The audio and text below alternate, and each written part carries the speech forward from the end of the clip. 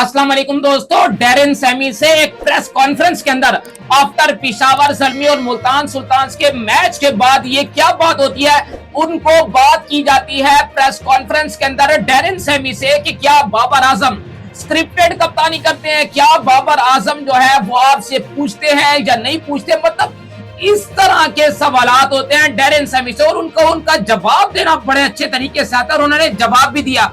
और साथ साथ सवाल एक और ये भी होता है कि क्या आप पाकिस्तान के हेड कोच बनोगे या पाकिस्तान के हेड कोच आप नहीं बनोगे।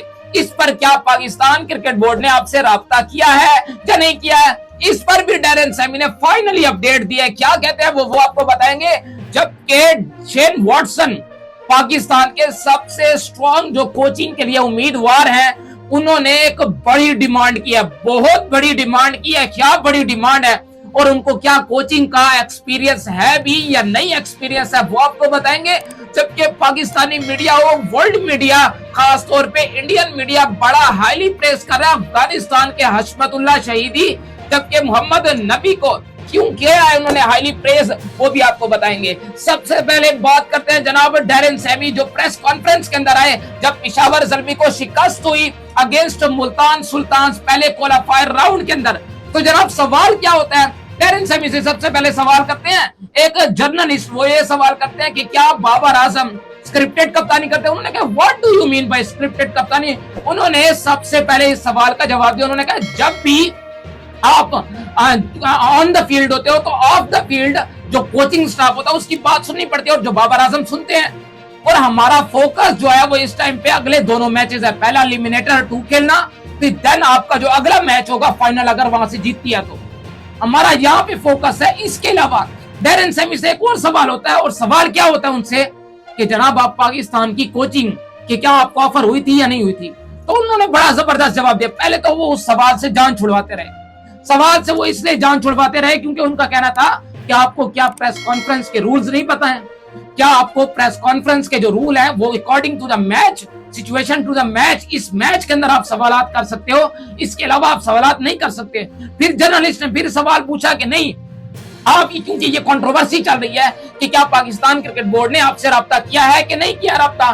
तो इस पर डेरिन सैमी का जवाब था फिलहाल मैं वेस्ट इंडीज का हेड कोच हूं और मुझे वेस्ट इंडीज को चैंपियन बनाना है, 2024 का T20 वर्ल्ड कप उनको जिताना है। यानी इससे ये चीज क्लियर हो जाती है कि पाकिस्तान क्रिकेट बोर्ड ने डेरिन सैमी से कोई राब्ता नहीं किया है और डेरिन सैमी इंटरेस्टेड भी नहीं है पाकिस्तान की कोचिंग के लिए।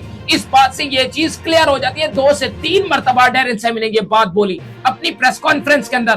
खैर इसके अलावा शेन वॉटसन ने एक बड़ा हाईली डिमांड किया, वो कहते हैं कि $2 मिलियन $2 मिलियन सालाना Pakistan cricket board Shane Watson को देगा। मुझे ये बता दें क्या आप इतने पैसे जो आपके अपने कोचेस हैं उनको क्यों नहीं दे सकते। आपको याद हो सकलैन मुश्ताक हो गए, मोहम्मद यूसुफ हो गए, उमर गुल हो गए, इन्होंने बड़ी अच्छी कोचिंग की पाकिस्तान के लिए। 2021 के अंदर 2022 में पाकिस्तान ने T20 वर्ल्ड कप का फाइनल खेला, आपने इनको उतने पैसे नहीं देते थे और अब क्या $2 मिलियन आप सालाना शेन वॉटसन को दोगे। खुदा का नाम मानो यार, शेन वॉटसन को कोचिंग का एक्सपीरियंस ही नहीं है।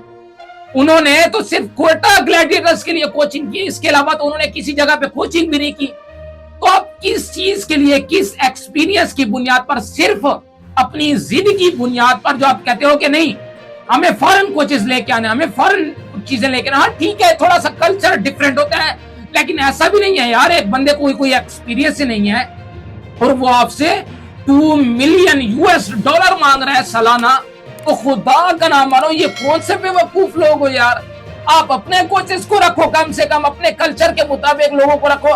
कोचेस जो भी हो, चाहे आपके फॉरेन कोचेस हो चाहे आपके लोकल कोचेस हो, डिमांड ये चीज करती है कि आपके प्लेयर्स की जो मेंटालिटी है वो अपने आप को क्यों नहीं चेंज करते। मिकी ऑर्थर जाते जाते ये बोल गया कि उन्होंने भी बोला कि आपके जब तक प्लेयर अपना माइंडसेट चेंज नहीं करेंगे कोई इनका माइंडसेट चेंज नहीं कर सकता। ये मिकी ऑर्थर ने इस बात को क्लियर किया था। उसके बाद एक चीज और देख ले इस जगह के ऊपर कि जब तक मिकी ऑर्थर थे उस वक्त भी तो यही चीजें थी। अब आप शेन वॉटसन को लेके आ रहे हो, इतना हाईली कॉन्ट्रैक्ट आप करने जा रहे हो उसके साथ, उसको कोचिंग का कोई एक्सपीरियंस नहीं है।